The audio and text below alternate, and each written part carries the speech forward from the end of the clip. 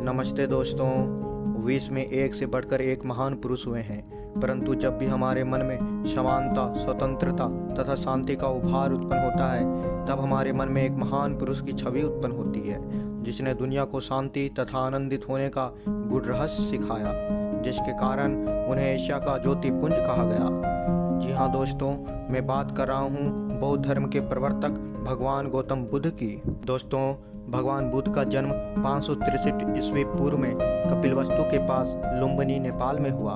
उनका बचपन का नाम सिद्धार्थ, जो महाराज सुधोधन और महारानी महामाया के घर में पैदा हुए थे। दोस्तों, दरअसल उस समय की परंपरा थी कि जब भी बच्चे का जन्म होने का समय नज़दीक होता तो महिला अपने मायके आ जाती, परंतु जब महारानी अपने मायके कपिलवस्तु जा ही रही थी कि उन्हें रास्ते में ही प्रसव पीड़ा होती है, जिसके कारण बालक सिद्धार्थ का जन्म एक साल वृक्ष के नीचे होता है। परंतु बालक के जन्म के 7वें दिन के पश्चात ही उनकी माता महामाया की मृत्यु हो जाती है, जिसके कारण उनका लालन पोषण उनकी मौसी और महाराज की दूसरी पत्नी महाप्रजापति गौतमी करती है।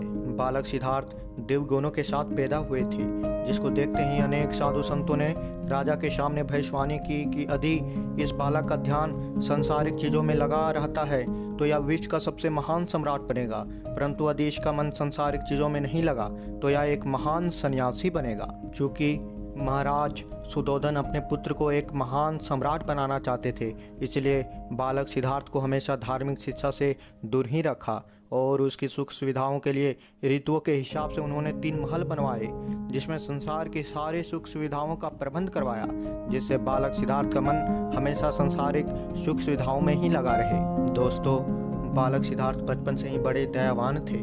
किसी की पीड़ा उनसे नहीं देखी जाती, चाहे घोड़े को हाँफता देख उन्हें आराम देना हो या हंस को तीर से घायल होने पर उसकी मदद करना हो। बालक सिद्धार्थ किसी भी जीवों को कभी भी कष्ट में नहीं देख सकते थे, वह उनकी मदद जरूर करते। समय आगे बढ़ता गया।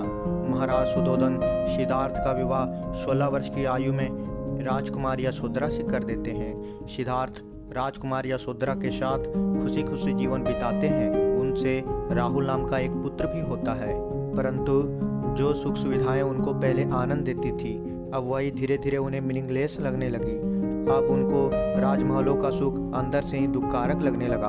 उनकी वैराग की भावना तब और प्रबल हो जाती है जब वे अपनी यात्रा के दौरान 4 दृश्यों जरा, व्याधि, मृत्यु तथा संन्यास का मतलब समझ लेते हैं, जिसके कारण संन्यास को ज्ञान खोज का सही मार्ग समझकर मात्र 29 वर्ष की आयु में उन्होंने अपना घर त्याग दिया और सबसे पहले अमोनिया नदी के तट पर जाकर अपने बाल काटे और अपने घोड़े और सेवकों को वहीं छोड़कर जंगल की तरफ चल दिए। वहां जाकर उन्होंने 2 शिक्षकों अलार कलाम और उद्रक रामपुत्र से ध्यान करने की शिक्षा प्राप्त की।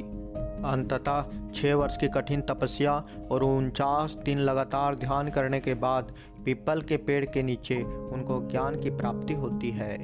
दोस्तों, अब वह पीपल का पेड़ बोधि वृक्ष के नाम से जाना जाता है और वह स्थान बोध गया कहलाया, जो अब बिहार में है। दोस्तों, सन्यासी सिद्धार्थ ज्ञान प्राप्ति के बाद गौतम बुद्ध कहलाए और ज्ञान प्राप्ति के बाद जनमानस के उद्धार के लिए उन्होंने 45 वर्षों तक अपना उपदेश पाली भाषा में देते रहे। अंततः 80 वर्ष की उम्र में उनका महापरिनिर्वाण हो गया। उनसे प्रभावित होकर कई राजाओं ने भगवान बुद्ध की शरण ग्रहण की और कई देशों में बुद्ध की शिक्षाओं का प्रचार किया। और आज की बात करें तो बौद्ध धर्म विश्व की चौथी सबसे बड़ी धर्म है। दोस्तों, यदि यह वीडियो आपको पसंद आए तो कृपया लाइक, कमेंट और सब्सक्राइब अवश्य कीजिए।